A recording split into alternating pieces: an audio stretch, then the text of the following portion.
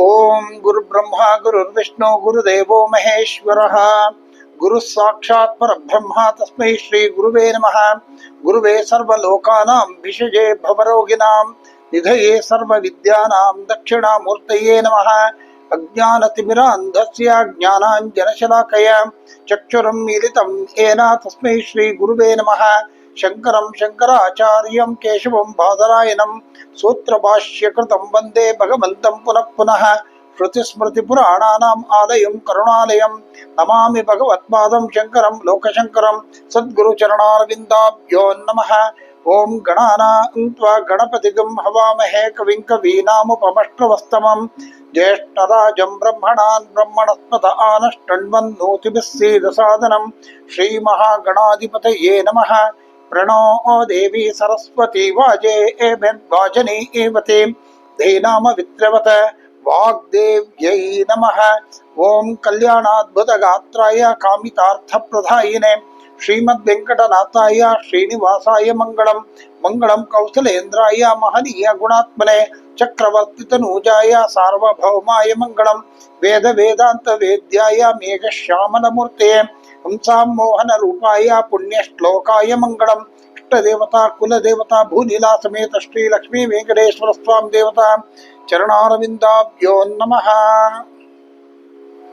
ಜಗದ್ಗುರುಗಳಾಗಿರ್ತಕ್ಕಂತಹ ಶ್ರೀ ಶ್ರೀ ಶ್ರೀ ಭಾರತೀ ತೀರ್ಥ ಮಹಾಸ್ವಾಮಿಗಳು ಹಾಗೂ ಜಗದ್ಗುರುಗಳಾಗಿರ್ತಕ್ಕಂತಹ ಶ್ರೀ ಶ್ರೀ ಶ್ರೀ ವಿಧುಶೇಖರ ಭಾರತಿ ಮಹಾಸ್ವಾಮಿಗಳ ಚರಣಾರವಿಂದಗಳಲ್ಲಿ ಸಾಷ್ಟಾಂಗ ನಮಸ್ಕಾರವನ್ನು ಮಾಡ್ತಾ ಇವತ್ತಿನ ಈ ಭಾಗವನ್ನು ನಾವು ಆರಂಭ ಮಾಡೋಣ. ಸಭೆಗೆ ನಮಸ್ಕಾರ. ಹೋದ ಒಂದು ಭಾಗದಲ್ಲಿ ನಾವು ರಮಾ ಅನ್ನುವಂತಹ ನಾಮದಲ್ಲಿ ನಾವು ನಿಲ್ಲಿಸಿದ್ವಿ. ರಮಾ ಅಂತಂದ ತಕ್ಷಣ ಲಕ್ಷ್ಮೀ ಸ್ವರೂಪ ಅನ್ನೋ ಮಾತನ್ನ ನಾವು ಹೇಳ್ತಾ ಇದ್ವಿ. ಶ್ರೀಂ ಅಂತಕ್ಕಂತಹ ಬೀಜಾಕ್ಷರ ಅದರಲ್ಲಿ ಒಳಗೊಂಡಿದೆ ಅನ್ನೋ ಮಾತನ್ನ ಹೇಳಿ ನಾವು ನಿಲ್ಲಿಸಿದ್ವಿ. ಮುಂದಿನ ನಾಮ ರಾಕೇಂದು ವದನ. ನೋಡಿ, ರಾಕೇಂದು ವದನ ಅಂದ ತಕ್ಷಣ ರಾಕ ಅಂತಂದ್ರೆ ಏನು ಅನ್ನೋ ಮಾತನ್ನ ನಾವು ತಿಳ್ಕೊಳ್ಳೋಣ. ರಾಕ ಅಂತಂದ್ರೆ ಪೂರ್ಣವಾಗಿರ್ತಕ್ಕಂತಹ ಹುಣ್ಣಿಮೆ ಚಂದ್ರ. ಆ ಚಂದ್ರನ ನೋಡಿದಾಗ ಎಷ್ಟು ಮನೋಹರನಾಗಿದ್ದಾನೆ, ಎಷ್ಟು ಚೆನ್ನಾಗಿದೆ, ಆನಂದ ಕೊಡ್ತಕ್ಕಂತಹ, ಆ ತಂಪನೆ ಇರತಕ್ಕಂತಹ, ಆ ಮನಸ್ಸಿಗೆ ತೃಪ್ತಿಯನ್ನ ಕೊಡ್ತಕ್ಕಂಥ ಹೇಳ್ತಾನೆ ಇರ್ಬೋದು. ಆ ಚಂದ್ರನನ್ನ ಅನೇಕ ಜನ ಅನೇಕ ರೀತಿಯಾಗಿ ವರ್ಣಿಸಿರ್ತಕ್ಕಂಥದ್ದು. ಹಾಗಾಗಿ ಅಂತಹ ಹುಣ್ಣಿಮೆ ಚಂದ್ರನ ಅಂತಹ ಮುಖವನ್ನ ಹೊಂದಿರತಕ್ಕಂಥವಳು ಅಂತ ಹೇಳಿ ಇಲ್ಲಿ ಶ್ರೀ ಅಂತ ತಂದಾಗ ರಮಾ ಅನ್ನೋ ಮಾತನ್ನ ಹೇಳಿ ಅದು ಸಂಪೂರ್ಣ ಷೋಡಶಿ ಅನ್ನೋ ಮಾತನ್ನ ನಾವು ಹೇಳಿದ್ವಿ. ಇಲ್ಲಿಂದ ಮುಂದಕ್ಕೆ ಆ ರೂಪದಲ್ಲಿ ಆ ಜಗನ್ಮಾತೆ ಪ್ರಕಾಶಿಸ್ತಾ ಇದ್ದಾಳೆ ಅನ್ನೋ ಮಾತನ್ನ ನಾವು ಹೇಳ್ತಾ ಇದ್ದೀವಿ. ಈಗ ಮುಂದೆ ಈ ಪೂರ್ಣ ಚಂದ್ರ ಅಂತಂದಾಗ ವೃತ್ತ, ಅದನ್ನ ನಾವು ಬಿಂದು ರೂಪಿಣಿ ಅಂತ ನಾವು ತಗೊಂಡಾಗ ಆ ಬಿಂದು ಅದನ್ನ ವಿವರಿಸ್ತಾ ಅದನ್ನ ದೊಡ್ಡದ ಮಾಡ್ತಾ ಮಾಡ್ತಾ ಮಾಡ್ತಾ ಏನಾಗುತ್ತೆ, ಅದು ವೃತ್ತವಾಗಿಬಿಡುತ್ತೆ. ಹಾಗಾಗಿ ಆ ಬಿಂದುನೇ ವೃತ್ತವಾಗಿ ಹರಡಿದಾಗ ಅದು ವೃತ್ತವಾಗುತ್ತೆ. ಅದು ಕ್ಲುಪ್ತವಾದಾಗ ಏನಾಗುತ್ತೆ, ಅದು ಬಿಂದು ರೂಪ.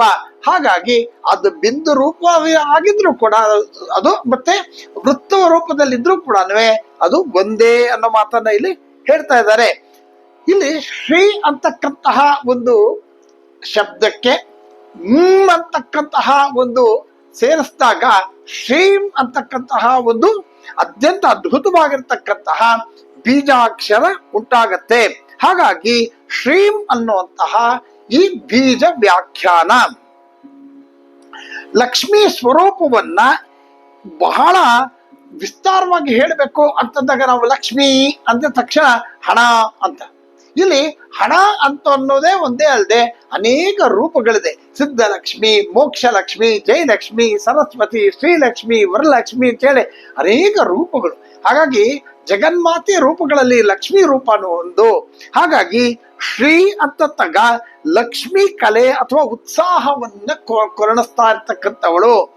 ಆ ಉತ್ಸಾಹವನ್ನ ಕರುಣಿಸ್ತಕ್ಕಂತಹ ಆ ಶಕ್ತಿ ಕೊಡ್ತಕ್ಕಂಥವಳು ಯಾರು ಅಂದ್ರೆ ಆ ಲಕ್ಷ್ಮೀ ರೂಪದಲ್ಲಿರ್ತಕ್ಕಂತಹ ಆ ಜಗನ್ಮಾತೆ. ಆಮೇಲೆ ತಾಯಿ, ಯಾರು ಆ ಜಗನ್ಮಾತೆಯ ಭಕ್ತರಿರ್ತಾರೋ, ಯಾರು ಆ ತಾಯಿಯನ್ನೇ ಆರಾಧಿಸ್ತಿರ್ತಾರೋ, ಯಾರು ಆ ತಾಯಿಯ ಉಪಾಸಕರಾಗಿರ್ತಾರೋ ಅವರು ಯಾವಾಗಲೂ ಕೂಡ ಸೋಂಬೇರಿಗಳಾಗಿರೋದಿಲ್ಲ. ಅವರು ಯಾವಾಗಲೂ ಕೂಡ ಉತ್ಸಾಹದಲ್ಲಿ ಇರ್ತಾರೆ. ಯಾಕಂದ್ರೆ ಯಾವಾಗಲೂ ಆ ಮನಸ್ಸಿನಲ್ಲಿ ಜಗನ್ಮಾತೆಯನ್ನ ನೆನೆಸ್ತಾ ಇದ್ದಾಗ ಅವರ ಆ ಮುಖದಲ್ಲಾಗಲಿ, ಅವರು ಮಾಡ್ತಾ ಇರ್ತಕ್ಕಂಥ ಆಕ್ಟಿವಿಟೀಸ್, ಕೆಲಸ ಕಾರ್ಯಗಳಲ್ಲಾಗ್ಲಿ, ಅವರು ಓಡಾಡೋ ಸ್ಥಿತಿನಲ್ಲಿ ಪ್ರತಿಯೊಂದು ಕೂಡ ಅತ್ಯಂತ ಶಕ್ತಿಯುತವಾಗಿರ್ತಾರೆ, ಉಲ್ಲಾಸವಾಗಿರ್ತಾರೆ. ಹಾಗಾಗಿ ಇಂತಹ ಉತ್ಸಾಹವನ್ನು ತುಂಬತಕ್ಕಂಥ ಶಕ್ತಿ ಆ ಜಗನ್ಮಾತೆಯ ಆ ಭಕ್ತರಲ್ಲಿ ಇದು ಇರುತ್ತೆ ಅನ್ನೋ ಮಾತನ್ನ ಹೇಳ್ತಾರೆ. ಇಲ್ಲಿ ವಿಷ್ಣು ಸಹಸ್ರನಾಮದಲ್ಲಿ ಕೂಡ ಮಹೋತ್ಸಾಹೋ ಮಹಾಬಲಃ ಅಂತ, ಮಹೋತ್ಸಾಹೋ ಮಹಾಬಲಃ ಅಂತ ಹೇಳ್ತಾ ಇದ್ದಾರೆ. ಹಾಗೆ ಅರ್ಜುನನಿಗೆ ಸಾರ್ಥಿ ಆಗಿರ್ತಕ್ಕಂತಹ ಮಹಾನ್ ಕೃಷ್ಣ, ಆ ಕೃಷ್ಣ ಪರಮಾತ್ಮ ಅತ್ಯಂತ ಉತ್ಸಾಹ ಇದ್ದು ಆ ಯುದ್ಧವನ್ನು ಗೆಲ್ಲಿಸಿದ್ದ ಹಾಗೇನೆ. ಯಾಕಂದ್ರೆ ನಿರುತ್ಸಾಹಿ ಆಗಿರ್ತಕ್ಕಂತಹ ಆ ಎದುರುಗಡೆ ಇರ್ತಕ್ಕಂತಹ ತನ್ನ ಬಂಧುಗಳನ್ನ ನೋಡಿ ಅರ್ಜುನ ತನ್ನ ಉತ್ಸಾಹವನ್ನ ಕಳ್ಕೊಂಡ್ಬಿಡ್ತಾನೆ. ಯುದ್ಧಕ್ಕೆ ಹೊರಟಾಗಿದ್ದಂತಹ ಆ ಒಂದು ಜೋಶು, ಆ ಒಂದು ಉತ್ಸಾಹ ಏನಿತ್ತು ಅದು ಅವರನ್ನ ಎದುರುಗಡೆ ನೋಡಿದ ತಕ್ಷಣ ಕೃಷ್ಣನಿಗೆ ಪ್ರಾರ್ಥನೆ ಮಾಡ್ತಾನೆ. ಹೋಗಿ ಆ ಇದು ಏನು ಸೈನ್ಯದ ಮಧ್ಯದಲ್ಲಿ ತಗೊಂಡೋಗಿ ನಿಲ್ಸಪ್ಪ ಅಂತ ಹೇಳಿದಾಗ ಕೃಷ್ಣ ಆ ಅರ್ಜುನನ ಮಾತಕ್ಕೆ ತಗೊಂಡೋಗಿ ಆ ಎರಡು ಸೈನ್ಯದ ಮಧ್ಯದಲ್ಲಿ ನಿಲ್ಲಿಸಿದಾಗ ಅಲ್ಲಿ ಆ ಎದುರುಗಡೆ ಕಾಣಿಸ್ತಿರ್ತಕ್ಕಂತಹ ಆ ಭೀಷ್ಮ ಪಿತಾಮಹರು, ಗುರು ದ್ರೋಣರು, ಹಾಗೆ ಅನೇಕ ತನ್ನ ಅಣ್ಣ ತಮ್ಮಂದಿರು, ಮಾವ, ಅಳಿಯಂದ್ರು, ಮಕ್ಕಳು, ಮೊಮ್ಮಕ್ಕಳು ಇತ್ಯಾದಿ ಅತ್ಯಂತ ಶ್ರೇಷ್ಠರೆಲ್ಲರೂ ಕೂಡ ಇರ್ತಾರೆ ಅಲ್ಲಿ. ಅದೆಲ್ಲರನ್ನು ನೋಡಿ ಅವನು ತನ್ನ ಆ ಒಂದು ಒಳಗಡೆ ಇರತಕ್ಕಂತಹ ಆ ಒಂದು ಮಮಕಾರ, ನನ್ನದು, ನಾನು ಅಂತಕ್ಕಂಥ ಅದೆಲ್ಲ ಒಳಗಡೆ ಇದ್ದು ಅವನಿಗೇನಾಗೋಗುತ್ತೆ, ಅವನು ಇದು ಕಳ್ಕೊಂಡ್ಬಿಡ್ತಾನೆ. ಅಂತಹ ಉತ್ಸಾಹ ಕಳ್ಕೊಂಡಂತಹ ಆ ಒಬ್ಬ ಯೋಧ ಅವನೇನಾಗ್ಬಿಡ್ತಾನೆ, ಯೋಧ ಆಗೋದಿಲ್ಲ. ಆಗ ಹೆದರ್ಪುಕ್ಲಾಗ್ಬಿಡ್ತಾನೆ, ಅವನು ಹಿಂಜರಿದ್ ಬಿಡ್ತಾನೆ. ಯುದ್ಧ ಗೆಲ್ಲೋದಿಕ್ಕಾಗೋದಿಲ್ಲ. ಈ ಯುದ್ಧ ಗೆಲ್ಲಬೇಕು ಅಂತ ಅನ್ನೋದು ಈ ಸಮರ, ಈ ಯುದ್ಧ ಯಾವುದು ಅಂತಾರೆ ಧರ್ಮ ಅಧರ್ಮಗಳ ಮಧ್ಯೆ ನಡೀತಿರ್ತಕ್ಕಂಥದ್ದು. ಇದು ಅಣ್ಣ ತಮ್ಮಂದಿರ ಮಧ್ಯೆ ನಡೀತಿರ್ತಕ್ಕಂಥದ್ದು ಅಲ್ಲ. ಹಾಗಾಗಿ ಕೃಷ್ಣನಿಗೆ ಈ ಧರ್ಮವನ್ನ ಗೆಲ್ಲಿಸ್ಬೇಕು. ಯದಾ ಹಿ ಧರ್ಮಸ್ಯ ಜ್ಞಾನಿರ್ಭವತಿ ಭಾರತ ಅಭ್ಯುತ್ಥಾನಂ ಅಧರ್ಮಸ್ಯ ತದಾತ್ಮಾನಂ ಸೃಜಾಮ್ಯಹಂ ಪರಿತ್ರಾಣಾಯ ಸಾಧೂನಾಂ ವಿನಾಶಾಯ ಚ ದುಷ್ಕೃತಾಂ ಧರ್ಮ ಸಂಸ್ಥಾಪನಾರ್ಥಾಯ ಸಂಭವಾಮಿ ಯುಗೆ ಯುಗೆ ಅಂತ ಹೇಳಿ ಆ ಭಗವಂತ ಆ ಒಂದು ಧರ್ಮವನ್ನ ಕಾಪಾಡಕ್ಕೋಸ್ಕರವಾಗಿ ಪ್ರತಿ ಯುಗದಲ್ಲಿ ನಾನು ಬರ್ತೀನಿ ಅಂತಕ್ಕಂಥ ಮಾತನ್ನು ಅವನು ಹೇಳೋದ್ರಿಂದ ಹಾಗಾಗಿ ಆ ಯುದ್ಧವನ್ನು ಗೆಲ್ಲಬೇಕು, ಧರ್ಮವನ್ನು ಸ್ಥಾಪನೆ ಮಾಡಬೇಕು. ಧರ್ಮ ಯುದ್ಧ ಅದು. ಹಾಗಾಗಿ ಇವನ ಮೂಲಕ ಕೃಷ್ಣ ಮನಸ್ಸು ಮಾಡಿಬಿಟ್ಟಿದ್ರೆ ಯುದ್ಧನೂ ಇಲ್ಲ, ಹೇಗೆ ನಡೆದು ಬಿಡ್ತಾ ಇತ್ತು. ಆದ್ರೆ ಅರ್ಜುನನ ಮೂಲಕ ಇವರಿಬ್ರು ನಾರಾಯಣರು. ಹಾಗೆ ಈ ಒಂದು ಯುದ್ಧವನ್ನ ಗೆಲ್ಲಬೇಕು ಅಂತಂದಾಗ ಆ ಉತ್ಸಾಹವನ್ನು ಕರಣಿಸ್ತಕ್ಕಂಥವನು ಯಾರು? ಆ ಕೃಷ್ಣ. ಅಂತಹ ಉತ್ಸಾಹವನ್ನು ಹೊಂದಿರತಕ್ಕಂತಹ ಕೃಷ್ಣ ಅನ್ನೋ ಮಾತನ್ನ, ಹಾಗಾಗಿ ಕೃಷ್ಣ ಅಂತಹ ಒಂದು ಉತ್ಸಾಹವನ್ನು ಹೊಂದಿದ್ರಿಂದಲೇ ಅಲ್ಲಿ ಜಯ ಪ್ರಾಪ್ತವಾಯ್ತು, ಧರ್ಮ ಸ್ಥಾಪನೆ ಆಯ್ತು ಅನ್ನೋ ಮಾತಾಗಿ.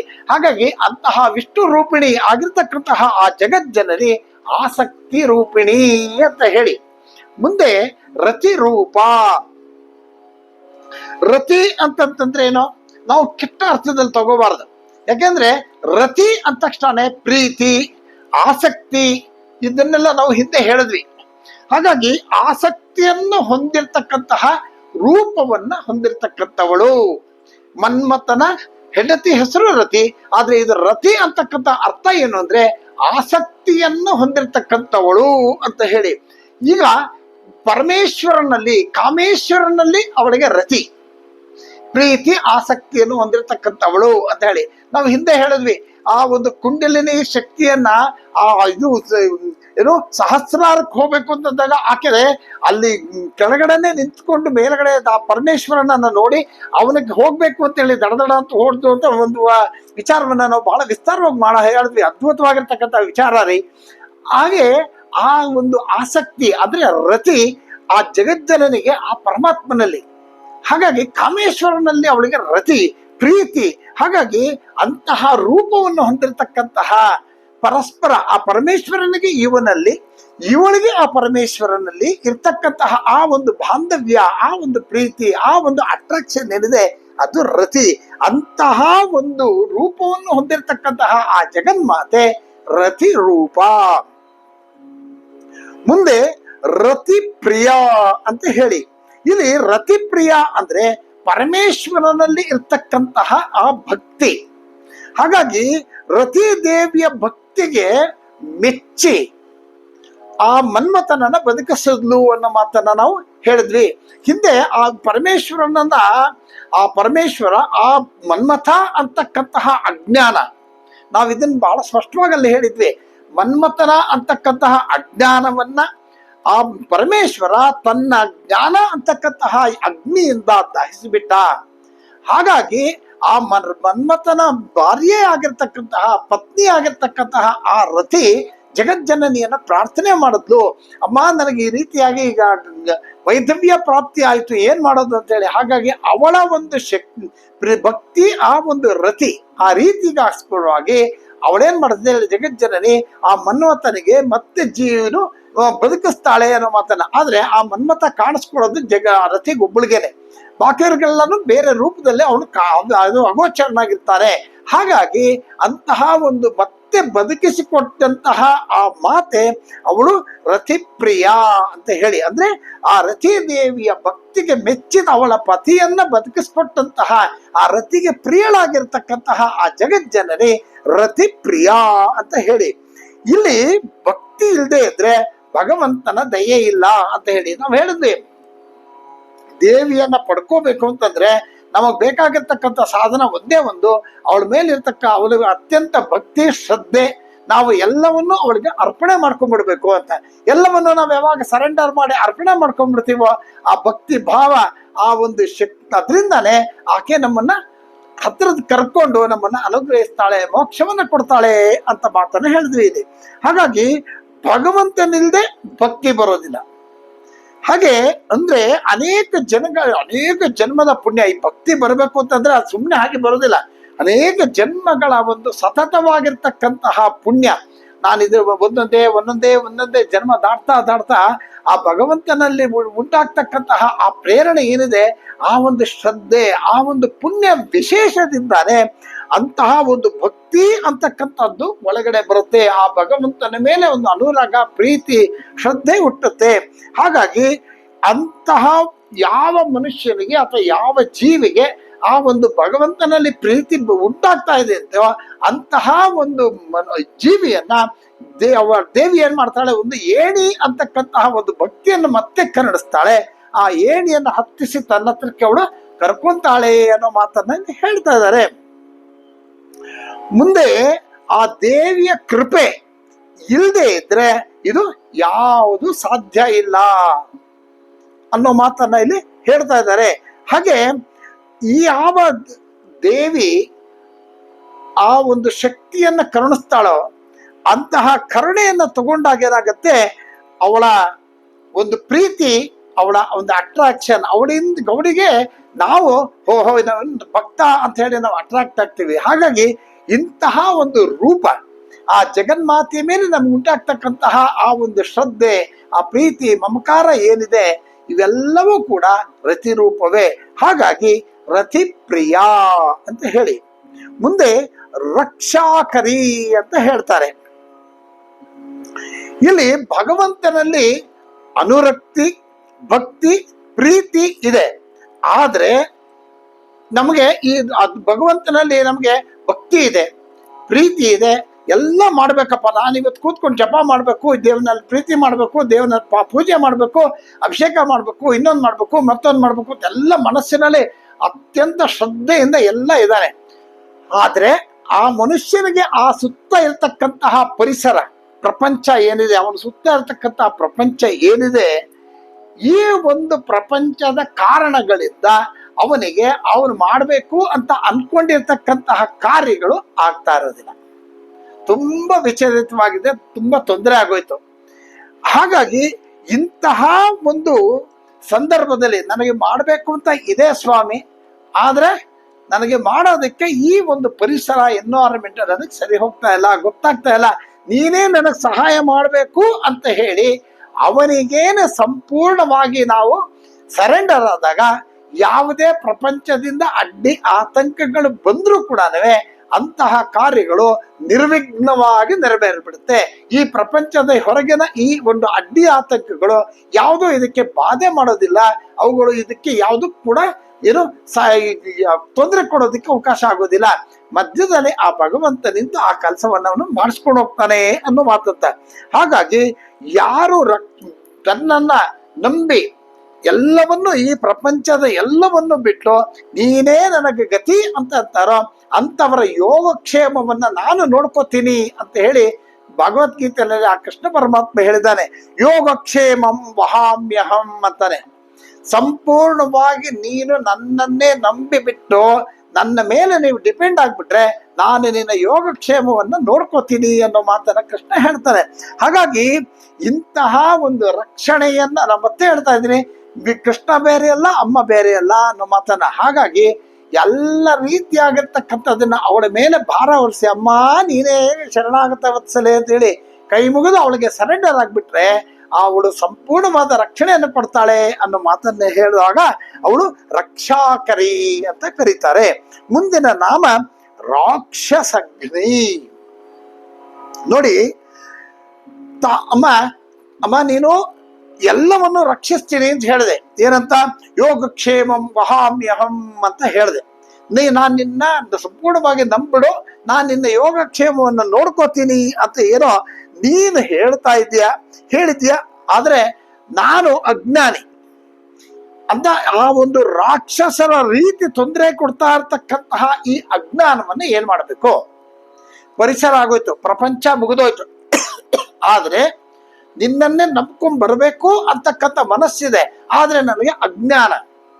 ಈ ಅಜ್ಞಾನ ಅಂತಕ್ಕಂಥದ್ದನ್ನ ಏನ್ ಮಾಡಬೇಕು ಅಂತಂದಾಗ ಆ ಜಗಜ್ಜನನಿ ಅವಳಲ್ಲಿರ್ತಕ್ಕಂತಹ ಶಕ್ತಿಯಿಂದ ಯಾರಿಗೆ ಯಾವ ರೀತಿಯಾಗಿರ್ತಕ್ಕಂತಹ ಅಜ್ಞಾನ ಇದೆ, ಯಾವ ರೀತಿಯಾಗಿರ್ತಕ್ಕಂತಹ ಅಜ್ಞಾನವನ್ನ ಯಾವ ರೀತಿ ಈಚೆ ತೆಗಿಬೇಕು ಅನ್ನುವಾಗ ಅಜ್ಞಾನ ಅಂತಕ್ಕಂತಹ ರಾಕ್ಷಸನನ್ನ ಈಚೆ ತೆಗಿತಕ್ಕಂತಹ, ನಾವು ಹಿಂದೆ ಹೇಳಿದೆ ಬಂಡಾಸುರೇಂದ್ರ ನಿರ್ಮುಕ್ತ ಶಸ್ತ್ರ ಪ್ರತ್ಯಸ್ತ ವರ್ಷಿಣಿ ಬಂಡ ಅಂತೇಳಿ ಹೇಳುವಾಗ ಬಂಡಾಸುರನನ್ನ ವಧೆ ಬಂಡಾಸುರ ಅಂದ್ರೆ ಅವಳು ನಮ್ಮಲ್ಲೇ ಇರ್ತಕ್ಕಂಥ ಬಂಡಾಸುರ ಅಂತ ಹೇಳಿದ್ವಿ ನಾವು.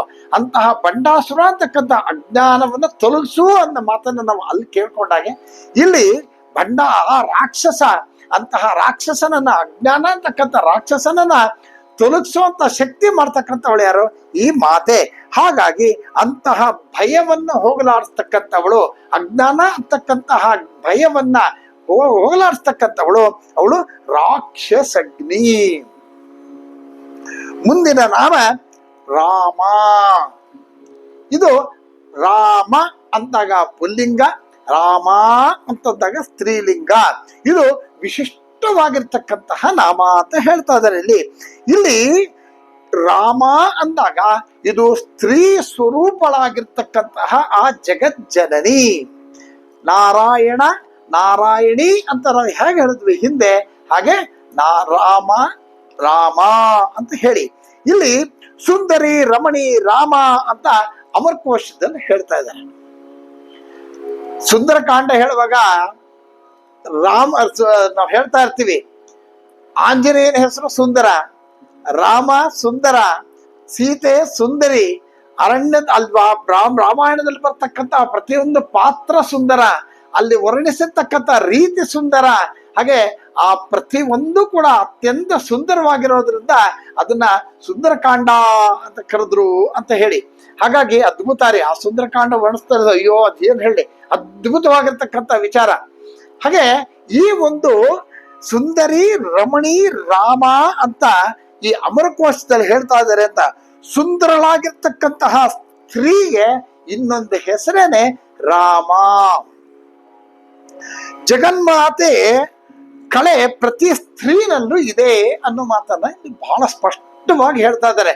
ಈ ಒಂದು ವಿಚಾರದಲ್ಲಿ ಹೇಳ್ತಾ ಆ ಸ್ತ್ರೀಗೆ ಕೊಡಬೇಕಾಗಿರ್ತಕ್ಕಂತಹ ಬೆಲೆ ನಮ್ಮ ಒಂದು ಹಿಂದುತ್ವದಲ್ಲಿ, ನಮ್ಮ ಈ ಒಂದು ಜಗತ್ತಿನಲ್ಲಿ, ನಮ್ಮ ಈ ಒಂದು ಹಿಂದುತ್ವದಲ್ಲಿ ಕೊಡ್ತಕ್ಕಂತಹ ಆ ಸ್ತ್ರೀಗೆ ಕೊಡ್ತಕ್ಕಂತಹ ಬೆಲೆ ಇಲ್ಲಿ ಬಹಳ ಸ್ಪಷ್ಟವಾಗಿ ವ್ಯಕ್ತಪಡಿಸ್ತಾ ಇದ್ದಾರೆ. ನೋಡಿ, ಪ್ರತಿ ಸ್ತ್ರೀನಲ್ಲೂ ಕೂಡ ಆ ದೇವಿಯ ಶಕ್ತಿ ಇದೆ ಅನ್ನೋದನ್ನ ಹೇಳ್ತಾ ಇದ್ದಾರೆ. ನೋಡಿ, ಉದಾಹರಣೆಗೆ ಈ ದೇವಿ ಭಾಗವತದಲ್ಲಿ ತ್ವತ್ಕಳ ಸರ್ವಯೋಷಿತ ಅಂತ ಹೇಳಿ ಬಹಳ ಸ್ಪಷ್ಟವಾಗಿ ಹೇಳಿದ್ದಾರೆ. ಅಂದ್ರೆ ಜಗನ್ಮಾತೆ ಕಳೆ ಪ್ರತಿ ಸ್ತ್ರೀನಲ್ಲೂ ಇದೆ ಅನ್ನೋ ಮಾತನ್ನ ಹೇಳ್ತಾರೆ. ಇಲ್ಲಿ ಅದು ಪ್ರಧಾನವಾಗಿ ಸಂಪೂರ್ಣವಾಗಿ ಉಪಾಸಿಸ್ತಕ್ಕಂತಹ ದೇವಿಯರ ಹೆಸರುಗಳ ಪೈಕಿ ದುರ್ಗಾ, ಲಕ್ಷ್ಮಿ, ಸರಸ್ವತಿ, ಗಾಯತ್ರಿ, ರಾಧಾ ಹೀಗೆ ಅನೇಕ ರೂಪಗಳಿಂದ ಪ್ರಾರಂಭ ಆಗಿ ಅಮ್ಮನವರ ಅಂಶಾವತಾರಗಳು ಅಂತ ಹೇಳಲ್ಪಡ್ತಕ್ಕಂತಹ ರೂಪಗಳು ಗಂಗಾ, ತುಳಸಿ ಇತ್ಯಾದಿಗಳು ಎಲ್ಲವೂ ಕೂಡ ಸ್ತ್ರೀ ರೂಪಗಳೇ ಅನ್ನೋ ಮಾತನ್ನ ಇಲ್ಲಿ ಬಹಳ ಸ್ಪಷ್ಟವಾಗಿ ಹೇಳ್ತಾ ಇದ್ದಾರೆ. ಒಟ್ಟಲ್ಲಿ ಪರಾಶಕ್ತಿ ಎಲ್ಲವೂ ಕೂಡ ತಾಯಿಯ ರೂಪ ಅಂತ ಹೇಳಿ ಭಾವಿಸ್ಬೇಕು, ಇಲ್ದಿದ್ರೆ ಮಹಾಪಾಪ ಅನ್ನೋ ಮಾತನ್ನ ಸ್ಪಷ್ಟವಾಗಿ ಹೇಳ್ತಾ ಇದ್ದಾರೆ. ಹಾಗಾಗಿ ವಿಶೇಷ ಸಂದರ್ಭಗಳಲ್ಲಿ ನೋಡಿ, ನಾವು ಚಂಡಿ ಹೋಮ ಮಾಡ್ತಿರ್ಬೋದು ಅಥವಾ ದೇವಿಯರ ಪೂಜೆಯನ್ನ ಮಾಡ್ತಿರ್ಬೋದು. ಅಂತ ಸಂದರ್ಭದಲ್ಲಿ ನಾವೇನ್ ಮಾಡ್ತೀವಿ, ಬಾಲಕಿಯರನ್ನ ನಾವು ಪೂಜೆಯನ್ನ ಮಾಡ್ತೀವಿ. ಆಮೇಲೆ ಸ್ತ್ರೀಯರನ್ನ ಕರೆಸಿ ಬಾಗನವನ್ನ ಕೊಡ್ತೇವೆ, ಮರದ ಬಾಗನವನ್ನ ಕೊಡ್ತಕ್ಕಂಥದ್ದು. ಹಾಗೆ ಇವಾಗ ಇದು ಭಾದ್ರಪದದ ಮಾಸದಲ್ಲಿ ಬರ್ತಕ್ಕಂತಹ ಗೌರಿ ಹಬ್ಬದಲ್ಲಿ ಅವಾಗ್ಲೂ ಕೂಡ ಸ್ತ್ರೀಯರಿಗೆ ಕರೆದು ಮುತ್ತೈದೆಯರಿಗೆಲ್ಲ ಅರಿಶಿನ, ಕುಂಕುಮ, ಬಾಗನಗಳನ್ನ ಕೊಡ್ತಕ್ಕಂಥದ್ದು. ಇನ್ನು ಇತರ ಅನೇಕ ಸಂದರ್ಭಗಳಲ್ಲಿ ವಿವಾಹಗಳಲ್ಲಿ ನೋಡಿ ಬಹಳ ವಿಶೇಷವಾಗಿ ನಮ್ ಕಡೆ ಮಾಡ್ತಾರೆ ಸುಮಂಗಲಿ ಪೂಜೆ ಅಂತ. ಎಲ್ಲ ಕಡೆ ಸಾಮಾನ್ಯವಾಗಿ ವಿವಾಹ ಶುಭ ಕಾರ್ಯಗಳಲ್ಲಿ ಸುಮಂಗಲಿ ಪೂಜೆ ಅಂತ ಮಾಡ್ತಕ್ಕಂಥದ್ದು. ಹಾಗಾಗಿ ಪ್ರತಿ ಮುತ್ತೈದೆ, ಪ್ರತಿ ಸ್ತ್ರೀಯಲ್ಲೂ ಕೂಡ ಆ ಜಗಜ್ಜನನಿ ಶಕ್ತಿ ಇದೆ ಅಂತೇಳಿ, ಆ ರೂಪ ಇದೆ ಅಂತೇಳಿ ನಾವು ಇಲ್ಲಿ ಆ ಮುತ್ತೈದೆಯರಿಗೆ, ಆ ಸ್ತ್ರೀಯರಿಗೆ ಆ ಒಂದು ಕೈಯಲ್ಲಾದಂತಹ ಸೇವೆಯನ್ನ ಅಥವಾ ಕೈಯಲ್ಲಾಗಿರ್ತಕ್ಕಂಥದ್ದನ್ನ ನಾವು ಕೊಟ್ಟಾಗ ಆ ದೇವಿ ಸ್ವರೂಪಗಳು ಅವಳೇ ಸ್ವೀಕಾರ ಮಾಡ್ತಾ ಇದ್ದಾಳೆ, ಅವಳ ಅನುಗ್ರಹ ನಮಗೆ ಬೇಕು ಅಂತಕ್ಕಂಥ ಮಾತನ್ನ ಇಲ್ಲಿ ಬಹಳ ಸ್ಪಷ್ಟವಾಗಿ ಹೇಳ್ತಾ ಇದ್ದಾರೆ. ಹಾಗಾಗಿ ಸ್ತ್ರೀ ಯಾವ ರೂಪದಲ್ಲಿದ್ರೂ ಕೂಡ ಗೌರವಿಸಬೇಕು ಅನ್ನೋ ಮಾತನ್ನ ಇದು ಬಹಳ ಸ್ಪಷ್ಟವಾಗಿ ಹೇಳ್ತಾರೆ. ಇನ್ನೊಂದು ಕಡೆ ಅತ್ಯಂತ ಉತ್ಕೃಷ್ಟವಾಗಿರ್ತಕ್ಕಂತಹ ಭಾವನೆ ಏನು ಅಂದ್ರೆ, ಶಂಕರ ಪುರುಷ ಸರ್ವೇ ಸ್ತ್ರೀಯ ಸರ್ವ ಮಹೇಶ್ವರಿ ಪುಲ್ಲಿಂಗ ಶಬ್ದ ವಾಚ್ಯಾಯೇತ್ ತೇಜ ರುದ್ರ ಪ್ರಕೀರ್ತಿತಾ ಅಂತ ಹೇಳ್ತಾರೆ. ಅಂದ್ರೆ ಈ ಒಂದು ಶಂಕರ ಪುರುಷ ರೂಪ, ಸ್ತ್ರೀ ರೂಪದಲ್ಲಿರ್ತಕ್ಕಂತಹ ಮಹೇಶ್ವರಿ. ಹಾಗೆ ಶಂಕರನ್ನ ಪುಲ್ಲಿಂಗ ವಾಚ್ಯದಲ್ಲಿ ಹೇಳಿದಾಗ ಅದೇ ರುದ್ರ ಅಂತ ಹೇಳಿದಾಗ ಅವನು ಪುಲ್ಲಿಂಗ ಅಂತಾಗ ಮಹೇಶ್ವರಿಯನ್ನ ನಾವೇನ್ ಮಾಡ್ತೀವಿ ಸ್ತ್ರೀ ರೂಪ. ಇಲ್ಲಿ ಶಂಕರ ಮತ್ತೆ ಶಂಕರಿಗೆ ಯಾವುದೇ ವಿಧವಾಗಿರ್ತಕ್ಕಂತಹ ಭೇದಗಳು ಇಲ್ಲ ಅಂತ ಹೇಳಿ, ಹಾಗಾಗಿ ಸ್ತ್ರೀಲಿಂಗ ಶಬ್ದವಾಚ್ಯಾಯ ಸರ್ವಾಗೌರ್ಯ ವಿಭೂತೆಯ ಅಂತ ಹೇಳ್ತಾರೆ. ಸೃಷ್ಟಿಯಲ್ಲಿ ಎಲ್ಲವೂ ಕೂಡ ಪುರುಷ ಮತ್ತೆ ಸ್ತ್ರೀ ರೂಪದಲ್ಲಿ ಇದೆ. ಹಾಗಾಗಿ ಪುರುಷರೆಲ್ಲರೂ ಕೂಡ ಶಿವಸ್ವರೂಪ, ಆಮೇಲೆ ಸ್ತ್ರೀಯರೆಲ್ಲರೂ ಕೂಡ ಶಕ್ತಿ ಸ್ವರೂಪ ಅಂತ ಭಾವಿಸಿ ಯಾರು ಆರಾಧನೆಯನ್ನ ಮಾಡ್ತಾರೋ, ಪುರುಷರೆಲ್ಲರೂ ಕೂಡ ಶಿವಸ್ವರೂಪ, ಸ್ತ್ರೀಯರೆಲ್ಲರೂ ಕೂಡ ಶಕ್ತಿ ಸ್ವರೂಪ ಅಂತ ಯಾರು ಭಾವಿಸಿ ಆರಾಧನೆಯನ್ನು ಮಾಡ್ತಾರೋ ಅವರಿಗೆ ಅವರು ಪರತತ್ವಕ್ಕೆ ಹೋಗ್ತಾರೆ ಅನ್ನೋ ಮಾತನ್ನ ಇಲ್ಲಿ ಶಾಸ್ತ್ರ ಹೇಳ್ತಾ ಇದೆ. ಇದೇ ಮಾತನ್ನ ಹೃದಯೋಪನಿಷತ್ತಲ್ಲೂ ಕೂಡ ಹೇಳ್ತಾ, ರುದ್ರೋ ನರ ಉಮಾನಾರಿ ತಸ್ಮೈ ತಸ್ಯೈ ನಮೋ ನಮಃ ಅಂತ ಹೇಳಿ, ರುದ್ರೋ ನರ ಉಮಾನಾರಿ ತಸ್ಮೈ ತಸ್ಯೈ ನಮೋ ನಮಃ ಅಂತ ನೋಡಿ. ನರ ಅಂತಂತಂದ್ರೆ ಗಂಡು ರೂಪದಲ್ಲಿರ್ತಕ್ಕಂತಹ ಜೀವ ರುದ್ರ ರೂಪ, ಸ್ತ್ರೀ ರೂಪ, ಶಕ್ತಿ ರೂಪ ಅನ್ನೋ ಮಾತನ್ನ ಇಲ್ಲಿ ಹೇಳ್ತಾ ಇದ್ದಾರೆ. ಮುಂದೆ ಬೃಹತ್ಪರಾಶಯದಲ್ಲಿ ಸ್ಮೃತಿ ಏನ್ ಹೇಳುತ್ತೆ ಅಂದ್ರೆ, ಸ್ತ್ರೀಯ ಸುಷ್ಟಾಹ ಸ್ತ್ರೀಯೋ ರುಷ್ಟಾಹ ತುಷ್ಟಾರುಷ್ಟಾಶ್ಚ ದೇವತಾಹ ವರ್ಧಯಂತಿ ಕುಲಂ ತುಷ್ಟ ನಾಶಯಂತಿ ಅಪಮಾನಿತಾಹ ಅಂತ ಬಹಳ ನೋಡಿ ಎಷ್ಟು ಚೆನ್ನಾಗಿದೆ. ಸ್ತ್ರೀಯರು ತೃಪ್ತರಾದ್ರೆ ದೇವತೆಗಳು ತೃಪ್ತರಾಗ್ತಾರಂತೆ. ಸ್ತ್ರೀಯರು ತೃಪ್ತರಾದ್ರೆ ದೇವತೆಗಳು ತೃಪ್ತರಾಗ್ತಾರೆ. ಸ್ತ್ರೀಯರು ಕೋಪ ಮಾಡ್ಕೊಂಡ್ರೆ ಅವರು ಅತೃಪ್ತರಾದ್ರೆ ದೇವತೆಗಳಿಗೆ ಕೋಪ ಬರುತ್ತೆ. ಹಾಗೆ ಸ್ತ್ರೀಯರು ಸಂತೋಷಗೊಂಡಿದ್ರೆ ಕುಲವನ್ನ ಉದ್ಧಾರ ಆಗತ್ತೆ. ಸ್ತ್ರೀಯರು ಕೋಪಿಸ್ಕೊಂಡ್ರೆ ಕುಲವನ್ನ ನಾಶ ಮಾಡ್ತಾರೆ ಅಂತಕ್ಕಂತಹ ಈ ಒಂದು ಶ್ಲೋಕ ಮಂತ್ರ.